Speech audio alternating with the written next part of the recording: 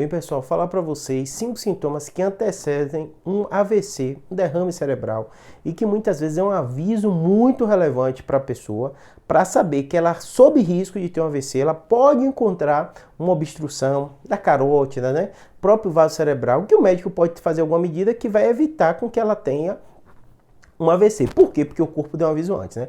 Primeira coisa que você tem que entender é que muita gente não vai ter esse aviso, né? Mas uma grande parte das pessoas tem. Eu vou explicar um pouquinho qual a lógica desse aviso. A gente tem, né, as carótidas, né, que são vasos bem relevantes que levam sangue lá para cima, para o cérebro, né?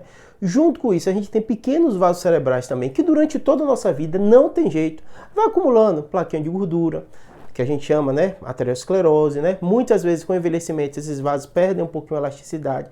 Todo esse processo acontecendo ao longo dos anos pode resultar no AVC. Mas muitas vezes isso não acontece da noite para o dia. O AVC a gente sabe que é o sintoma clássico, né? O sangue não chega no cérebro, eu tenho muito vídeo aqui explicando para vocês. O cérebro morre em algumas regiões e normalmente você perde a função daquela região que o sangue não está chegando direito. E isso é o AVC, é o derrame, porque aquela região, os neurônios morreram, porque o sangue não chegou e você perde. Pode ser fala, pode ser a linguagem, pode ser parte motora. Normalmente esse é um quadro definitivo. Óbvio que tem procedimentos que pode o sangue voltar a circular, tem a reabilitação que outras áreas do cérebro podem cumprir aquele fator, né?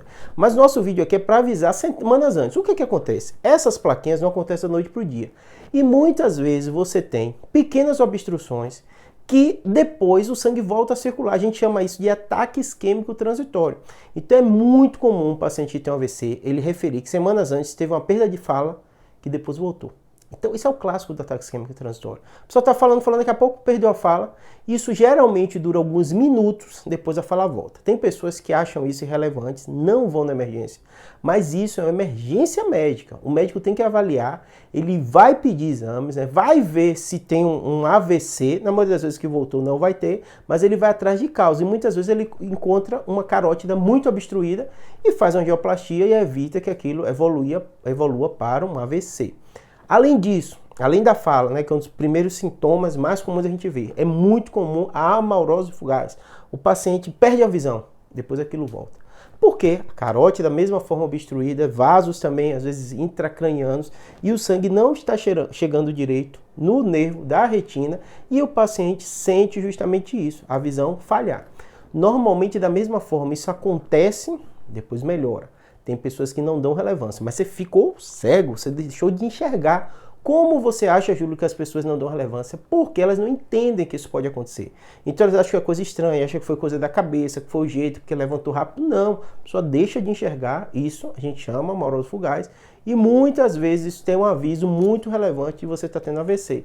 E o médico pode fazer o exame, Doppler de carótida, ressonância, uma série de coisas. Enquanto essa obstrução desobstruir, você não vai evoluir para um AVC. Esse é o segundo sintoma mais comum, né? Além disso, tem um sintoma muito comum que às vezes as pessoas menosprezam antes dela ter um AVC. Óbvio, já fiz vários vídeos aqui para vocês. Tem um AVC isquêmico, que é quem está falando por ser mais relevante, tem um AVC hemorrágico. A gente está focando no isquêmico, né? O outro sintoma muito comum é perda de força. Então o paciente está bem, daqui a pouco perdeu o movimento da mão. Isso dura alguns minutos, depois volta. É totalmente diferente daquele episódio que você dormiu sob o braço, e daquele formigamento. Geralmente isso acontece muito na mão. É depois de uma noite de sono, que você estava muito cansado, às vezes ficou sobre seu braço e depois aquele movimento voltou. Esse é um fato que não tem relação nenhuma com AVC, é totalmente diferente do paciente que perdeu a força da mão exclusivamente. Às vezes não tem alteração de sensibilidade, nada disso, ele vai movimentando, não sabe por quê, a mão fica toda mole, daqui a pouco volta. Um ataque isquêmico transitório cerebral, que depois se recupera, e se a pessoa não for na emergência, ela também vai ter problemas sérios, porque normalmente a maioria dos pacientes que tem ataque isquêmico transitório, eles vão ter um AVC, eles vão ter um derrame. Por isso que é tão relevante você procurar ajuda médica de forma imediata para fazer algum tipo de tratamento que vai desobstruir esses vasos, né? O outro fator muito relevante que pode levar você a ter um AVC e te avisa que esse AVC está chegando é a tontura. Então muitas vezes o sangue não está chegando direito no seu cérebro por causa de uma obstrução da carótida, porque vasos cerebrais estão obstruídos, né? E você fica tonto.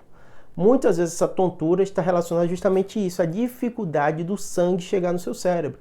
Por isso que é tão relevante você identificar esse sintoma, procurar o médico, e o médico vai fazer medidas que podem ser desde procedimento, como eu falei para você, angioplastia, então série de procedimentos que desobstruem um vaso que está muito obstruído, está sendo prejudicado, ou medicação, os antiagregantes plaquetários, o AS, clopidogrel e vários outros. Às vezes tem paciente que pode ser até anticoagulante, às vezes pode ter até um problema cardíaco que está levando a esse AIT. Você sabe que isso é muito comum, problema cardíaco levar a um AVC. Então todos esses fatores são muito relevantes, tá bom? Espero que tenha ajudado. Abraço.